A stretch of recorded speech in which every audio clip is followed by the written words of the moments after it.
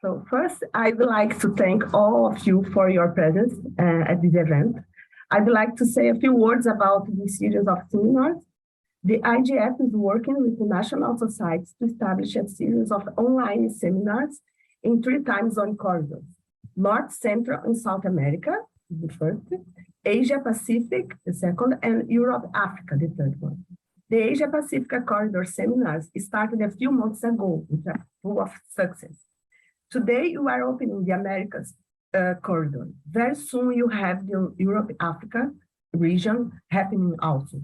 So these seminars, you cover diverse areas of genetics, and you present high quality research being conducted across each region. But most important for us, that the seminar will promote interactions between the research groups in these areas. Seminar will occur, we are estimated that you occur 6 times a year in each region. Today, we are very proud and happy to launch the first international seminar of the North, South, and Central America region. The Brazilian Genetics Society, the Latin American Association Genetics, LAG, and the Genetics Society of America, we are hosting the seminar today, are working together to host this seminar. I would like to thank Phil Batterham, who really make a lot of effort to put these seminars happening. I would like to introduce to you the moderator of this seminar, Professor Brand Andrews. Professor Brand Andrews is a PhD in medical biophysics from the University of Toronto. Currently, she is a professor at the University of Toronto and Canada Research Chair in Systems, Genetics, and Cell Biology. Her research aims in understanding cellular signaling process and genetic networks in yeast. She is also studying genetic networks in cancer cells. She is distinguished for her research and publication relating to genetics and genetic disorders.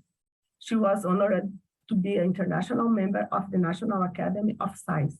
She holds numerous awards and memberships relating to science. We have to thank her for her collaboration in organizing this series of seminars, this one, the first one, and the ongoing seminars also, and for coordinating this first seminar. I now turn the floor over to her for the introduction of our distinguished speaker, Professor Hopi Hoekstra, who is also, I would like also to thank deeply for brightening up our event. So, Brenda. Thank you very much for the introduction. And it's my pleasure to introduce Hopi Hoekstra as our first seminar speaker in this North, Central, and South American series that we're putting together. And on behalf of the GSA, thank you very much for agreeing to give this presentation, Hopi. Hopi is the Alexandra Agassiz Professor of Zoology, and she's appointed in the departments of Molecular and Cellular Biology and Organismic and Evolutionary Biology at Harvard University. She's also investigator with the Howard Hughes Medical Institute and Curator of Mammals in the Museum of Comparative Zoology, which is a pretty cool sounding appointment. After studying at UC Berkeley and University of Washington, Seattle, and the University of Arizona, she started her own lab as an assistant professor at UCSD, and then was recruited a few years later to Harvard as John L. Lube Associate Professor. Hopi's really done some remarkable work over the years in evolutionary genetics, and I'm sure we'll hear about some of this work today, in particular the molecular basis of adaptation in wild mice. And these kinds of studies have really hit upon a number of areas in genetics, including evolution, complex behavior, genetics, genomics, neurobiology, and development. And she really has pioneered the use of wild deer mice as a model system for studying the molecular basis of adaptation, and she does work with this model system in both the lab and in the field. And some of her work has, a lot of her work is focused on genetic basis of coloration, but also some really interesting work on the genetic and neural basis of complex behavioral evolution.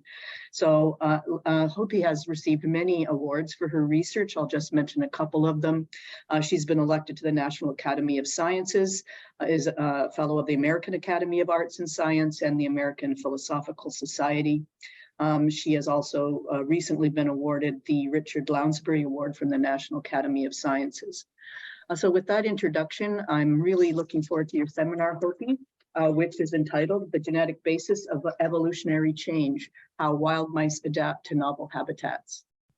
Great. Well, first, thank you very much for the invitation to be here. It's such an honor to give this talk and to be able to reach so many of you across the world. So today what I want to do is tell you a tale of tales.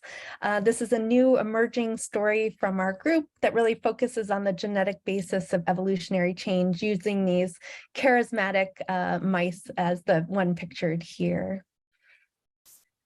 So one of my main overarching goals for today is summarized on this slide, and that is, if nothing else, I hope to convince you that we have these dual goals. That is, we can use the power of genetics to understand the evolution of natural diversity, but we can also take advantage and capitalize on natural diversity to understand basic principles in genetics. And I wrote and developmental biology because I'm going to sneak some of that in today.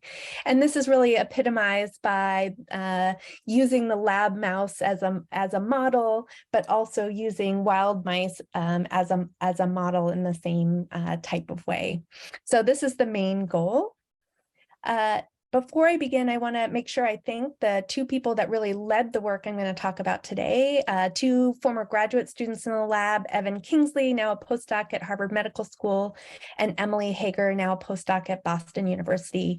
So throughout this talk, I'll hopefully mention each of them and their contributions, but whenever I say we, what I really mean is Evan and Emily. So the main goal of the work, what question that unites all the work in the lab is this one: how do organisms adapt to novel environments? And we think about this in two complementary ways, sort of the classic way, and that is when organisms move and colonize novel habitats, for example, moving from a mainland to an island habitat. But we're also increasingly aware of another scenario in which the organisms stay put and the environment around them changes. In either of these two cases, the way that I approach this question, trained as a geneticist, is first to start with traits of interest. And the traits that we tend to focus on are ones that we think are ecologically relevant, that have some effect on fitness of organisms in their natural habitats. But the real work really happens in the realm of genetics, and that is, we spend a lot of time trying to identify genes that contribute to the variation in the trait of interest. Now, for many geneticists, this sort of represents the end game, finding the proverbial needle in the genomic haystack, so to speak. But for us, finding the gene represents, in some sense, a starting point, because armed with the gene in hand, we can start to ask questions about mechanism. For example, understanding the evolutionary processes that give rise to that variation in the trait of interest, all the way down to the underlying sort of nitty-gritty details of the molecular, genetic, or developmental mechanisms by which changes in a gene produce that variation in traits. So in other words, we're interested in understanding both why and how traits vary, and we use genetics as our tool to answer those questions. So as Brenda mentioned, when I first started my lab now almost 2 decades ago, we really focused on morphological traits. And much of our early work focused on the evolution of pigment and patterning, understanding first what genes contribute to variation in coloration, how changes in those genes act through development to produce variation in pigmentation, and ultimately how these differences in pigmentation, for example, affected survival in the wild. I would say about 10 years ago, we asked ourselves, could we use the same sort of framework to think about not just morphological variation, but behavioral variation? That is, how do genes act in or on circuits to produce variation in behavior that matters to fitness? And over the years, while this had its own set of challenges, we've been able to identify, for example, genes that contribute to differences in parental care that have evolved between monogamous and promiscuous species. But if we return back to that question that I raised at the beginning, that is, how do organisms adapt to their environment? It's often the case that it's not just morphology that changes or just behavior, but instead both change, either in parallel, but more interestingly, they sometimes co-evolve. So this is the framework that really sets the foundation for the data and the story that I want to tell you today, sort of looking at the evolution of morphology and behavior as well as their interactions. So let me start by introducing you to the main player of today's story. This is the deer mouse, Paramyscus maniculatus, the most widespread and abundant mammal in North America. It was also the subject of study by early natural historian Wilfred Osgood, who in the early 1900s ventured across North America collecting mice and describing variation within the single species, both within and between populations. And of the many interesting observations he made, one really stood out. And that is that this particular species of mouse sort of comes in two flavors. In other words, two ecotypes, a forest form and a prairie form. And what Osgood claimed was that you could show him a mouse and he could look at it, and just by looking at it, he could tell you whether it came from the forest or the prairie. And this is because the two ecotypes differ in a number of morphological traits. Forest mice have darker pigment, longer whiskers, bigger ears, bigger feet, longer tails, and preferred to climb or were found climbing more often. What's even more remarkable about this scenario is that it's thought that this difference between prairie and forest forms evolved likely within just the last 10,000 years or so. As the glaciers retreated after the last ice age, this opened up novel forested habitat, and the ancestral prairie form then colonized this habitat and evolved these forest-adapted traits. Even more remarkable is the idea that this has happened multiple times, at least twice independently on the east and west coast of North America. And we actually know that's happened more than twice, but today I'm going to focus on these two events. And as an evolutionary geneticist, this is especially interesting because this represents two independent evolutionary replicates. The same event happening twice, once on the West Coast and once on the East Coast. So today I'm going to focus on these four populations, a forest and prairie pair from the West Coast. This is from the state of Oregon. And then a forest and prairie pair from the East Coast of North America, representing Michigan and Pennsylvania. Now, of all the traits that I mentioned, today I'm going to focus on one trait, and that is tails. So why am I going to tell you about mouse tails? Well, first, we got excited about this trait because tail length is highly variable. So here you're looking at a number of different subspecies or populations, and on this vertical axis, the tail-to-body ratio.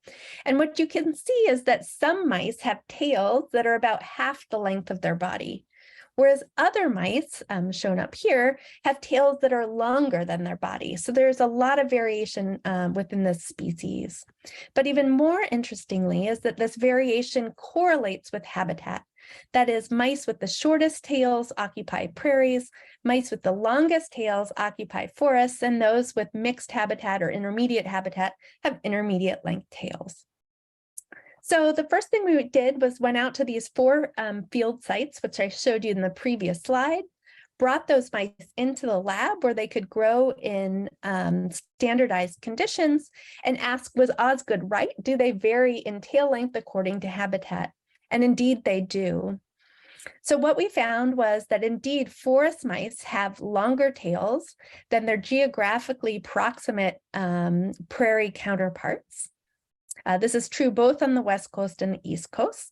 So forest mice have tails longer than their body. Prairie mice have tails that are shorter than their body length. Interestingly, the difference between prairie and forest is about equivalent on the West Coast compared to the East Coast. And the third thing to note is that for reasons still unclear, on the West Coast, mice have tails that are longer than on the East Coast, even within a habitat type. So the first question we wanted to ask, and I'm sure you're all kind of thinking about this already, why? Why do mice from the forest have longer tails? Well, this is an idea that was first thought about by Osgood himself, but first tested by this scholar here, Elizabeth Horner, who at the time was teaching at Smith College. And she decided to test whether tails actually mattered for climbing, as mice climb more in forest than prairie habitat. So what she did was designed a very clever assay where she had a rod and asked mice to cross across this narrow rod and measured their performance. And she measured their performance simply by asking how many times did they make an error, in other words, fall off the rod. So up here we have worse performance and down below we have better performance.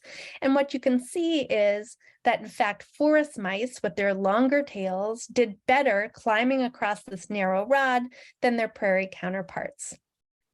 But here's where the experiment gets slightly gruesome. The next thing she did was with these two same populations is she chopped off the tails of the mice. Now, our prediction would be if we didn't amputate the tails, the mice might actually do a little bit better because they've now practiced on the rod. But instead, when you remove their tails, what they found was either there was no change in performance in the prairie mice or the forest mice actually got much worse. And this tells us two things. One, that tails matter for climbing because they don't get better over time. But two, it tells us that they matter more for forest mice, and that is forest mice use their tails for climbing or rely on their tails for climbing performance, at least in this assay, more than prairie mice do. So this was a really interesting observation that suggests that tails may be important for climbing, but this really tested the hypothesis about whether mice had tails or not tails. But what we really wanted to know was, or to test, was natural differences in length on climbing, like if you had a prairie-sized tail versus a forest-sized tail. And we wanted to do this in a much more quantitative, automated way. So Emily Hager again designed a rod crossing assay and introduced a single mouse that had never crossed a rod before into this box, put it on one of these two platforms, and let it freely move across the rod for 5 minutes, and then recorded their performance using multiple cameras. Now, this assay, I just want to note, of course, doesn't capture all the complexities of a mouse climbing in forest habitat, but we do think it captures ecologically relevant behavior because the mice actually cross rods in their habitat. So next, what I want to do is show you two videos to give you a sense of their mouse's performance in each from a forest mouse and a prairie mouse. So first, we're going to look at a forest mouse. So here are the two platforms on either side of this very narrow rod. And the thing I want you to do is watch the tail. The tail is kind of used for two things. One, as a stiff counterbalance. So when the mouse sort of starts to fall one side or the other, it can move its tail. But second, if the mouse slips, it uses that tail to, flexibly to wrap around the rod. And we can measure this performance both just by watching the videos, like this forest mouse you can see is nicely climbing across the rod successfully, and we can automate the analysis of this behavior. So this is a typical or average forest mouse, nicely crossing the rod with little problem, but we can contrast this with the performance of the prairie mouse. And you can see the prairie mouse immediately starts to struggle. It falls off the rod. It's wrapping its tail and doing all sorts of other things, but still can't quite cross the rod. And we can, again, automate, in this case, the poor performance of a prairie mouse. So using this setup, we could show that forest mice indeed, as the video suggested, perform better than prairie mice in this assay. Forest mice spent more time upright, just like the video suggested, about 90% of their time upright, whereas the poor prairie forms spend the majority of their time hanging upside down. When upright, forest mice stayed upright for a longer period of time. But if they fell upside down, forest mice could right themselves up more quickly. And again, when upright, forest mice could move across the rod more quickly. So all of these different measures suggest indeed forest mice perform better. And this is, of course, correlated with differences in tail length. But as I mentioned, there are many other traits that differ between forest and prairie mice. So using this approach alone, we don't know how much the tail matters for performance. But that's a question I'm going to return to at the very end of the talk. For now, I'm going to switch gears and from the question about why mice have longer tails to a question of how they get longer tails. And we're going to address this question at 3 different levels, starting with morphology. So if you think about how a mouse tail looks from a skeletal perspective, we came up with 2 very simple hypotheses about how mice can evolve longer tails. So their tail is comprised of caudal vertebrae, and one way to get a longer tail would be to keep the same number of vertebrae, but just elongate each of those vertebrae. On the other end of the spectrum, you could keep the length of the vertebrae the same, but you could just add vertebrae to the end. So to test these hypotheses, or to ask, did they use both types of approaches? Did evolution tinker with both of these pathways? We took X-ray images of mouse tails and then had a program that we designed automate the measurement of several aspects of the tail. And today I'm going to talk about 3. In black, total tail length. In purple, I'm showing you the number of caudal vertebrae, and in orange, the length of the longest vertebra. And I'm only showing the length of the longest vertebra because length is highly correlated across the tail. So the first question we wanted to know is the question of how do forest mice get longer tails compared to their prairie counterparts? So here we're looking at data from the East Coast mice. So here we're using sacrum length as a proxy for body size. Here we're looking at the length of the longest vertebra. And indeed, forest mice shown in green for a given body length always have longer vertebrae. But they also have more vertebrae. So a given forest mouse on average has about 28 caudal vertebrae compared to a prairie mouse that maybe has 24. And this is true both for the West and the East Coast. So in both these cases, they use both strategies. But the next question we had was the difference between a forest length tail and a prairie length tail. How much does elongating vertebrae versus adding vertebrae contribute to that difference? So here we can look as we march down the caudal vertebrae along the horizontal axis, and we look at cumulative tail length on the vertical axis. We can see that by adding vertebrae, we get about 50% of the way from the length of a prairie to forest. And the other 50% is elongating vertebrae. And this is true both for the West and the East Coast. So this is really interesting because both of these strategies contribute equally to the difference in tail length. And this is true for our 2 independent replicates. And we found this morphological convergence to be incredibly surprising. And so we started to think about hypotheses that may be leading to this convergent morphological evolution. And we came up with 3. The first one was, well, maybe it's genetic constraint. That is, mutations that affect length of caudal vertebrae also can affect the number of caudal vertebrae. Second, we thought maybe there's a functional explanation. Remember that tails are used both to be sort of stiff counterbalances, but also need flexibility. So maybe to maintain those dual roles, you want to increase vertebrae number and length in equal proportions. And third, it could be just chance. That is, that what really matters is the length of the tail. And it doesn't matter if you get there by adding vertebrae or elongating them. And if those mutations are equally available, then maybe they're just by chance equally contributing. So to test these hypotheses, we started with the first one, and that's because this was an easy hypothesis to test just by doing some genetic crosses. So what we decided to do was take prairie mice with their little short tails and cross them to forest mice with their long tails that have tan and green chromosomes respectively. We made F1 hybrids that notably had intermediate length tails, and then intercross these F1 hybrids to generate a large genetically heterogeneous population of second generation hybrids. Importantly, these second generation hybrids have genomes that are shuffled, so each individual has a different combination of alleles from the prairie and the forest parents. And as a consequence, they have a large variation in the length of their tails. But with these hybrid mice, we could ask a simple question, and that is there a correlation between the number of caudal vertebrae and the length of those vertebrae, which would be indicative of pleiotropy? But instead, what we found was when we plotted longest vertebrae and the number of vertebrae is there was no correlation at all, either on the West Coast or on the East Coast.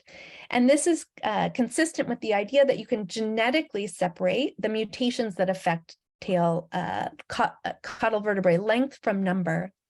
In other words, we can rule out that this pattern is driven by strong pleiotropy. We also did a lot of experiments from a biomechanical perspective that I don't have time to show you today, but we were able to rule out this functional explanation. And instead, it looks like perhaps this convergence in morphology is driven by chance. But to really understand whether it's driven by chance, we wanted to identify the genes and the mutations in those genes that were involved. So here's where we're going to turn to the second how question of how they get longer tails, but address it from a genetic perspective. So remember, we generated these large populations of second generation hybrids to test this hypothesis about pleiotropy, but we could also take those same mice for which we've already measured tail length, number, and length of vertebrae, and now just genotype them at hundreds of thousands of markers across the genome and ask, is there a correlation between genotype and tail length? This is a standard forward genetic mapping approach, often referred to as QTL mapping, that allowed us to identify 3 chromosomes on which there was a statistical correlation between genotype and phenotype, suggesting that in each of these confidence intervals and each of these chromosomes that I'm showing you in gray likely contains a mutation or mutations that contribute to differences in tail length. In this case, we're considering total tail length.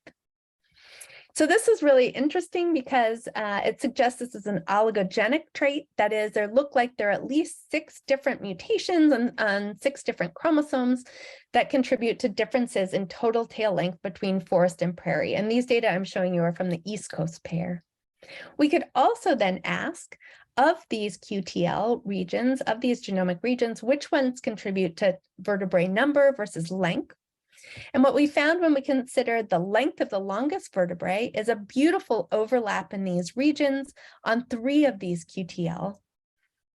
And when we considered number of vertebrae, you can see a beautiful overlap between these other 3 QTL regions and number of vertebrae.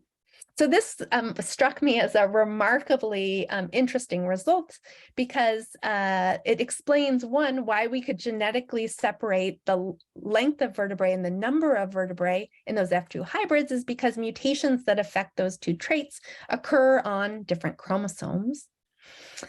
Second, interestingly, these QTL that affect length of longest vertebrae contribute to about half of the variation, percent variation explained in total tail length, and number of vertebrae, the other half of that variation.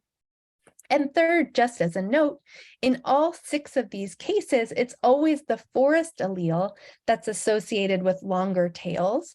And if you do a chi-squared test, this is different from random. And that's consistent with natural selection driving these differences. Okay, so these are the 6 chromosomal regions of interest in the East Coast mice. But the next question we wanted to ask is if we did the same mapping experiment, but in our forest prairie pair from the West Coast, do we see the same regions implicated? And when we did that mapping in the West Coast, which I'm showing you here in red, we found a similar number of QTLs, in this case 5 instead of 6. But we wanted to know if there was overlap. And so here I'm just transposing the QTL from the East Coast onto this West Coast map. And what I hope you can see just by eye is that there is no overlap, with one potential exception on chromosome 20, where the confidence intervals neighbor each other, although don't statistically overlap, suggesting that the genetic architecture for this remarkable convergence in morphology is controlled by different genes. So one of the things that caught our attention was when we looked at this mapping data from the West Coast, was that there was one QTL in particular that looked different from the rest. And that is that this region on chromosome 15. And it stuck out to us for two reasons. One, because the association was very strong. You can see the LOD score, or the association between genotype and phenotype, was sort of off the charts. And second, the shape of the peak was odd in that it went up and then was flat across about a half of the chromosome. So we decided to zoom in and have a closer look at chromosome 15. And what we saw was that there were lots of interesting patterns. For example, along the chromosome, half the chromosome had no evidence for any recombination. That same half of the chromosome had an elevated divergence in allele frequency, or FST, and that same half of the chromosome had incredibly high levels of linkage disequilibrium. And when you put all those patterns together, what that suggested to us, which we later confirmed through long-read sequencing, is that there was a giant inversion that differentiated forest from prairie mice that affected about 40 megabases, or approximately half of chromosome 15. This inversion became even more interesting because the genotype, what you have at the inversion, indeed was associated with tail length. If you had two forest alleles at that chromosomal region, you had a longer tail than if you had two prairies. Moreover, when we sampled across a transect, so here's the habitat that I'm showing you on the bottom, you can see tail length is really high, long in forest habitat, drops off and is low in prairie habitat. And the allele frequency of this inversion mirrors that cline very nicely and is different from genome-wide patterns of divergence. So there was a strong association between habitat, tail length, and the frequency of this inversion. Moreover, this inversion was found only in the East Coast mice, as indicated by the green in these pie diagrams, or you can also see the frequency shown here, but completely absent from the East Coast. So the inversion is common in the Western forest populations, but absent in the East Coast. And this also fits our major result that this convergence in morphology is not due to the same genes. And in fact, the inversion that's found in the West Coast is not even found in the East Coast.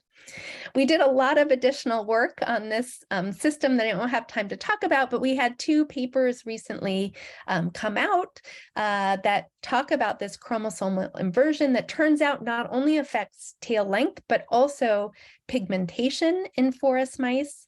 And it turns out this is certainly not the only inversion, but there's the genome of Peromyscus is riddled with giant inversions occupying over 20% of the genome. So you can read more about those details here. But for now and the rest of the talk, I just want to focus on these East Coast mice and these 6 QTL, 3 of which affect length of vertebrae and 3 of which affect the number of vertebrae. But for the rest of the talk, I'm going to focus on the number of vertebrae, and in particular, one of these chromosomal regions found here on chromosome 8. This was the QTL that had the strongest effect and also was the most repeatable. So we had the most confidence in this QTL. So as many of you know as geneticists, when you have a QTL region, you can see here, this one occupies about the confidence interval spans about a quarter of the chromosome, so that represents hundreds of genes. And we spend a lot of time trying to understand what gene or what genes in this QTL region actually is responsible for the trait of interest. So how do we go from a list of potentially hundreds or if not thousands of candidate genes down to single candidate genes or a handful of candidate genes? So we did this in this project by using RNA-seq at key points in tail development. So an important thing to note is when these mice are born, the number of caudal vertebrae is set. And remember, there's a difference of about 4 caudal vertebrae.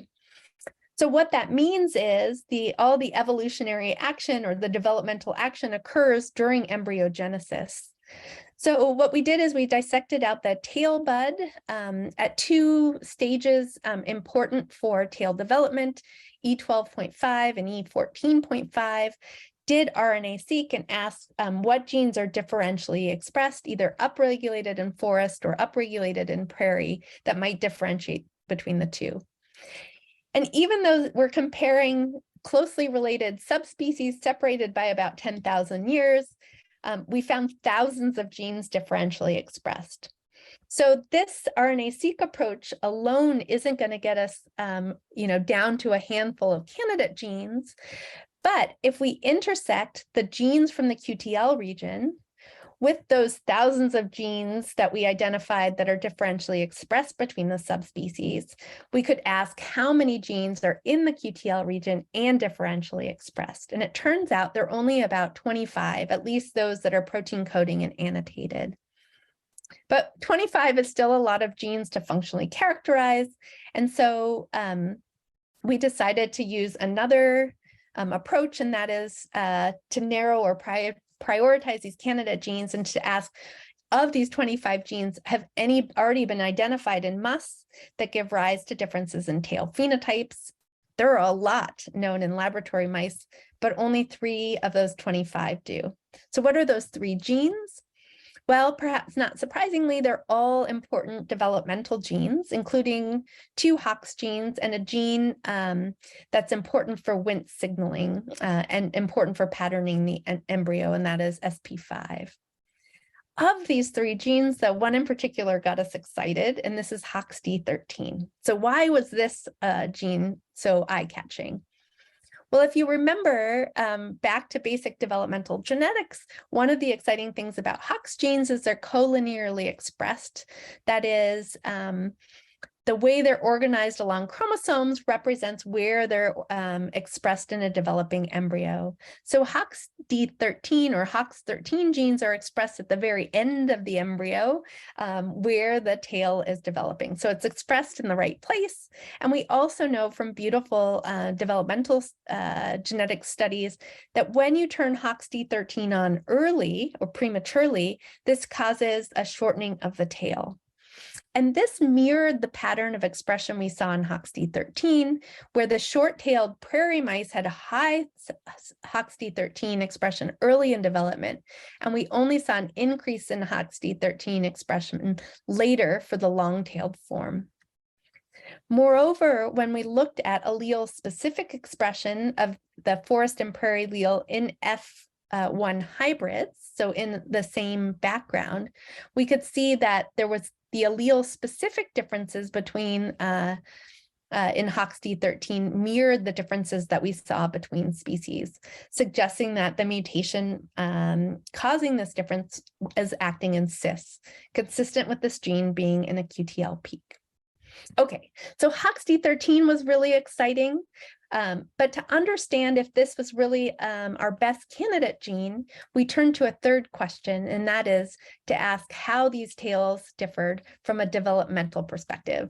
And I'm going to go over this quite quickly because this sort of veers into developmental biology, but it lends us some important insight into the role of HOXD13. So remember that tail vertebrae number is established during embryogenesis, and the important days for tail development in laboratory mice occur between post-conception days E10 to E15. And the way tails form, I should note, I'm showing you this on a chicken embryo, is that there's a material called pre-Semitic mesoderm. And that material is then, through a complex developmental process, chopped up into somites, and those somites form at regular intervals and eventually become the caudal vertebrae. So with this little background knowledge, we came up with two hypotheses about how you could get more caudal vertebrae. One is that you have the same amount of this starting material, the pre-Semitic mesoderm, but you produce somites at a faster rate. So if you think of this as a loaf of bread, your loaf of bread is the same, but you slice it into thinner slices and you get more slices in the end. By contrast, you could start off with a bigger loaf of bread in the forest form, for example, but you slice that pre-Semitic mesoderm at the same rate between the two species. And both of these different scenarios would end up with more somites and more caudal vertebrae in the forest form. So we could test this hypothesis. I'm going to summarize a lot of data in this one slide, but to say that we found no difference in somite size, but we did find a difference in the pre-Semitic mesoderm length. So what that told us is that it's unlikely to be this hypothesis because the somites would be predicted to differ between the two forms in this scenario, but we did see the pre-Semitic mesoderm was different, consistent with this hypothesis. Okay, so why is this important and how does that inform us about Hox D13? So what I just told you from the developmental perspective is we think that differences in the pre-Semitic mesoderm is what is the developmental mechanism resulting in the production of more somites and ultimately more vertebrae. From a genetics perspective, I told you our favorite candidate gene is Hox D13. So the question is, what is the link, if any, between Hox D13 and the pre-Semitic mesoderm?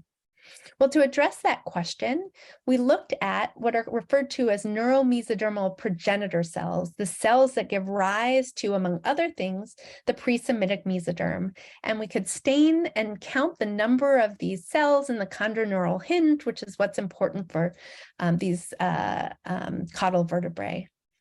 What we found was that there was a difference in the number of these neomesodermal progenitor cells and in the direction we expected, more in forested mice.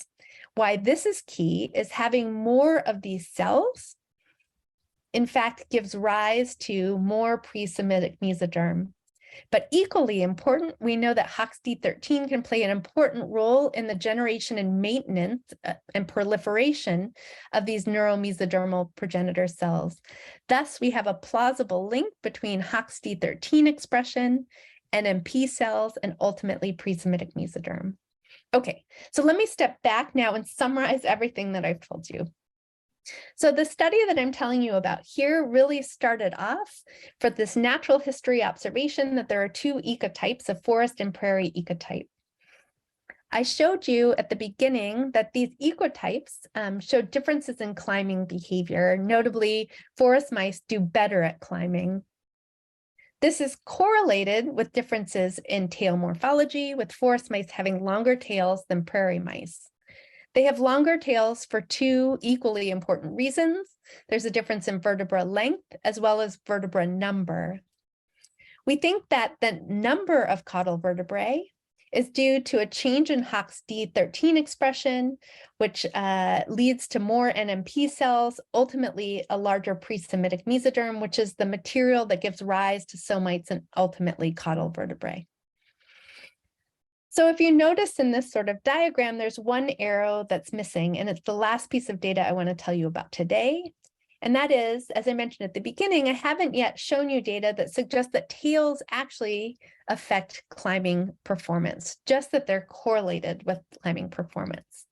So how can we show that tails actually matter? Well, here's where we can return to that wonderful giant population of recombinant F2 hybrids that we made, that I introduced you to earlier. We already had measured their tail morphology, but what we also could do was measure their climbing performance. And because each of these mice have different alleles from each of these two ecotypic parents and different lengths and tails, we could then genetically shuffle tail length and separate that from all the other traits like whisker length and foot size, et cetera, that differentiate these two ecotypes, and ask specifically, is there a correlation between tail morphology and climbing behavior? And so I'm going to show you that data in this canonical correlation analysis. And what I hope you can see is that there's a strong positive correlation between morphological variables and climbing performance variables.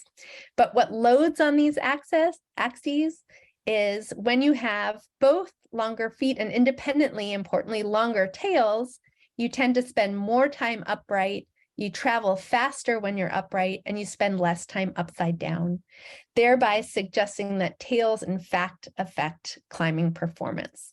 So if we return to that framework that I introduced you to at the beginning of the talk, I've hoped to convince you that we've been able to identify exciting genes, understand how they might work through development, for example, the pre-Semitic mesoderm, how this gives rise to differences in morphology, and how these differences in morphology affect fitness. As you can see, we still have much work to do to test, for example, morphological and behavioral variation on fitness, as well as we're working hard to identify genes that, independent of morphology, affect climbing behavior. For example, differences in gait that ultimately give rise to fitness. But I'm going to stop here. Thank the folks that really did the work. Again, Evan and Emily, with a lot of help from Olivia and Brock, to additional graduate students in the lab, a team of research technicians, undergraduates, and then 2 postdocs who are continuing this work in collaboration with Adam Hantman. And with that, I'm happy to answer any questions. Thank you.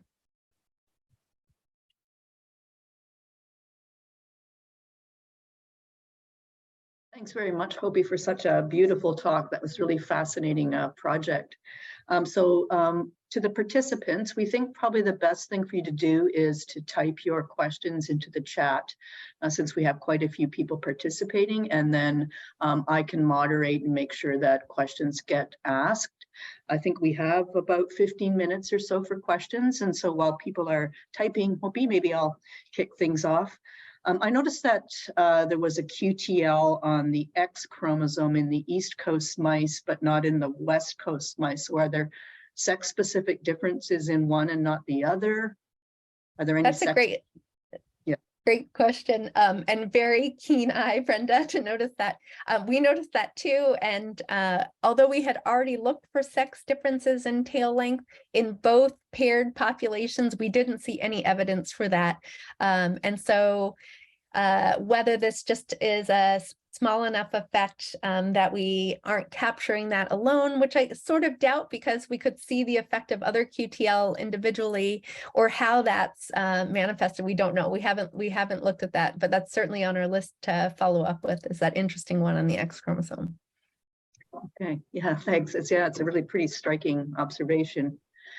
So we did get a couple, while people are still thinking of typing in questions, we got a couple of questions ahead of time that were a little bit more general, so perhaps I'll start with them. So a person was interested in knowing what's the latest on the evolution of coloration in rodents, and how does that compare to other mammalian orders? Yeah, so that's a great question. Pigmentation is near and dear to my heart, and really what kicked off our laboratory research program, in part because when we first started this work, QTL mapping traits, pigmentation was, a trait that was easy to measure, relatively speaking, ecologically relevant, and we could take advantage of all this wonderful literature in laboratory mice about known pigmentation genes, pigmentation pathways, and the developmental pathways they were involved in. And so I still follow this literature very closely. And although recently I keep saying we're going to slow down on pigmentation work, it keeps cropping up. So for example, in this study, I alluded to this very quickly, that big inversion that we found on chromosome 15 traps not only a gene that affects tail length, but another that affects coat color. So forest mice have the inversion that leads to longer tails and darker coats, whereas prairie mice have shorter tails and lighter coats. And what's really interesting is to think about the coevolution of these morphological traits, because you don't want to have the right tail length but the wrong color, or vice versa. And by having those both on an inversion, you co-inherit those traits together. And so we're actually doing a lot of work, as you might imagine, within that inversion to identify identify the actual genes, and we've got some great candidates both for tail length and for coat color. So stay tuned for that update. And let me just add one more thing quickly. I could talk about this for hours. I'll try to control myself. That what's really interesting and wonderful about pigmentation, certainly in vertebrates and especially in mammals, is that it tends to be highly conserved. So what you find in lab mice are the same types of things that affect paramyscus, the same types of genes that affect even human hair and skin color, which makes it really neat to look across different species within mammals. Okay, great, thanks. We have a question from Andre Saw, who asks how much gene flow occurs between the West and East Coast populations. That's a great question. So in theory, this is all one species. We know we can do crosses between East Coast mice and West Coast mice. So the potential for gene flow is there. Well, first, what I'll just tell you is that between forest and prairie, for example, within the West Coast and within the East Coast, gene flow is incredibly high. And you sort of saw that as I briefly showed you those clinal analyses. Between East Coast and West Coast, if you made a phylogeny of the populations, you would see that they occur on independent branches. There is evidence, though, that there's gene flow and ongoing gene flow, which is why, in some sense, we were so surprised that we have these different ways of getting long tails on the East and West Coast, because we thought, oh, well, gene flow will just homogenize all of that. And that's not the case. I don't have a number for you, but there's clear evidence for gene flow, but it does scale with distance. So closer populations share a lot more gene flow than, on the other sides of North America. Theodora Stanis asks, can the diet affect the size of the tails? Ooh, that's a great question. The environmental variable that we think the most about is temperature. We know with laboratory mice, if you raise them at cold temperatures, I hope I get this in the right direction, the tails are shorter than if you raise them in warm temperatures. And that turns out to be the opposite of what we see in these mice. The more northern ones have longer tails. So it was obvious to us at the beginning that the tail length differences weren't driven simply by temperature differences, but led to one of the reasons, both with temperature and with diet, bringing them into the lab, feeding them the same thing, having them at the same temperature, and seeing those differences persist. I don't know of any evidence if you fed them different diets that would affect tail length difference, but one could imagine just nutritionally there may be some cost if you have poor nutrition to just like human height, for example, that could have skeletal effects. So I would postulate that it's in that direction, but I don't know that literature quite as well as the temperature literature. Melissa Drown, thanks for the talk. I was wondering if you think variation in Hox D arose as a new mutation in forest mice, or if ancestral prairie mice had variation in Hox D and that was selected upon. Love that question. And one of the reasons I'm so excited to find a gene that contributes to tail length that I sort of alluded to at the very beginning of the talk is once you have the gene, more specifically the mutation, then you can ask those questions, right? You can ask, okay, let's say we have the mutation, and you can say, let's genotype 1,000 prairie mice, and do we ever see that mutation? And in these independent evolution of long-tailed forms, do you see that mutation? Or even, there's squirrels that have long tails and short tails. There's old world or European short-tailed and long-tailed Aphodemus mice. Do they have this mutation? So I don't know the answer, and I would have guessed that it probably occurred from standing genetic variation because it's so recent. 10,000 years is not a lot of time for new mutations to crop up. But on the other hand, we don't see it in the East Coast mice. And if it was at least high frequency in the ancestral population, you may expect to see it also in the East Coast mice. So I think we can answer that question once we find the mutation quite easily. For now, I can just speculate. Yes, and this next question from Serena Ding is somewhat related. Wondering if you're able to mutate the Hox gene in the prairie forest mice, or are genetics tools still limited for wild mice? So we can do transgenics in Peromyscus. It's just not very efficient. So we're doing a lot of work to make that more efficient. But what I can say is, I took this slide out for the sake of time. We found a mutation in the coding region of Hox, right? The first thing you do is you're going to compare forest and prairie forms and ask, are there any amino acid changes? And there's one that is found only in prairie mice, not in forest mice, and not in any other mammal.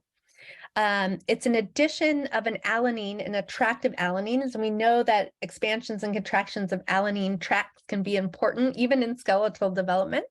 So we kind of got excited about this, and we made a transgenic house mouse with the mutation. The sort of regular strain didn't have the mutation, and we found no effect on tail length. So that was a very big, elaborate experiment to show no effect, but also was consistent with at least our initial hypothesis that we found HOXD13 in part based on its expression pattern. And so we thought, we were always sort of leaning towards it's probably a cisregulatory change in this sense. And when you line up prairie and forest and look at their regulatory regions, there's a mutation, every 100 base pairs or so. And so we are trying to find that. And the first thing we would like to do if we find a good candidate mutation is to do the transgenics. And depending on where it is, maybe if it's easier in mus, we'll do that. But maybe by the time we find a mutation, we'll have transgenics buzzing along in Peromyscus too. That'd be cool. Bruno de Costa Rodriguez, beautiful story, congratulations. Do you have a hypothesis regarding the mechanisms regarding how these habitats regulate HOXD13 expression? Yeah, so I like the scenario that we sort of touched on earlier, that maybe okay, so one, I told you the story that prairie form is ancestral, and that's what has always been postulated in the literature. But of course, we can test that more carefully once we have mutations affecting some of these different ecotypic morphological differences. So I just wanted to note that.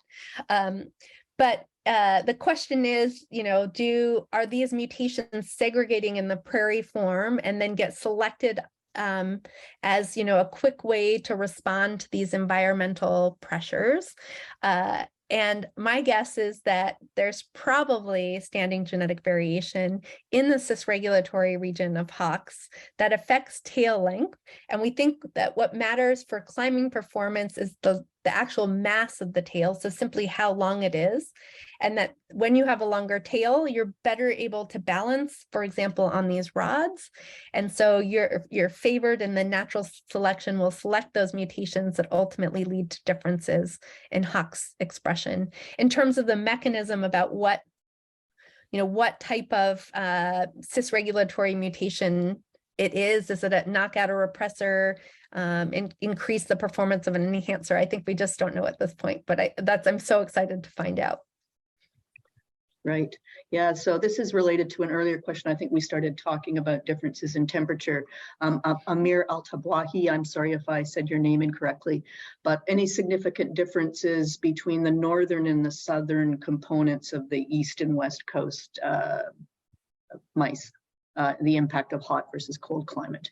Yeah. So as I mentioned before, if I'm remembering this correctly, in laboratory mice, if you raise them, same genetic background, raised in a colder temperature, the tails will be shorter. And so that's opposite of what we see, at least in our mice, where the colder northern mice, broad generalizations here, have longer tails. So it can't, at least in that simple scenario, that doesn't explain things. But we've thought a lot about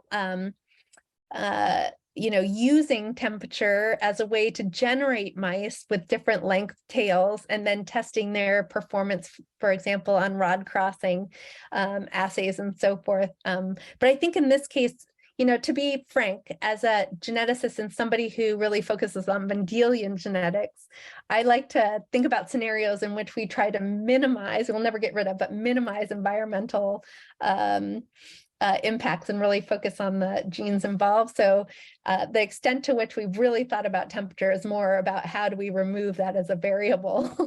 But as we think about wild mice and variation in wild populations is something that we really need to think carefully about. And that may be adding a little bit of, noise or variability to the tail lengths that we measure from natural environments.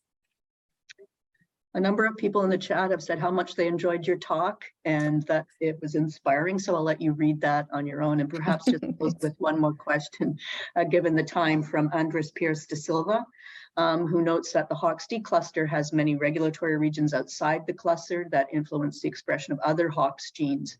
Can you comment on whether the QTL is likely to be outside or inside the cluster? Did you check if other Hoeks genes were affected?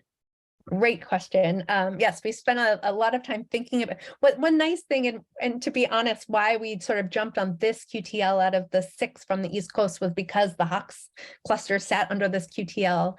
The QTL is big enough, it encapsulates the whole Hoeks cluster and what we imagine to be most of the regulatory region. So the QTL mapping doesn't really help us in that sense. We have looked at other Hoeks genes, including some Hoeks 10 genes that show differential expression, but it's really just 13 and 10 that show differential expression. And 10, while it certainly could affect tail length spatially, and what we know based on mutants is not as great a candidate as 13 in terms of tail length. But one thing I will note is that we do see, most of the morphological traits we can genetically separate, like whiskers in our F2 hybrids are not correlated with tails, and coat color is not correlated with tails. But there is a little bit of a correlation between foot size and tail length. And when you think about these skeletal traits, Hoeks genes sort of pop up. And so we have been thinking more carefully about, for example, Hoeks 10 genes and potentially their role in foot size, and maybe how Hoeks D13 might affect foot size. And maybe the Hoeks genes are responsible for that correlation between tail length and foot size, even in those F2s. But I think this is where things get exciting, is really understanding, like, what makes me super happy is to figure out the gene and the mutation, and then how that actually works at the nitty-gritty molecular level. So stay tuned. And I think Hoeks genes, if this is indeed the case, a really exciting set of genes to look at because of all the beautiful foundational knowledge we have from studies in laboratory mice. Great, fantastic. I'd like to close off our session, Hopi, by thanking you again very much for this really beautiful talk. And I'd also like to thank all the attendees for tuning in and for your really interesting discussion and participation at the end. I encourage you to keep your eyes peeled for the next announcement that will come out about our next seminar in the series, and hope to re-engage with you then.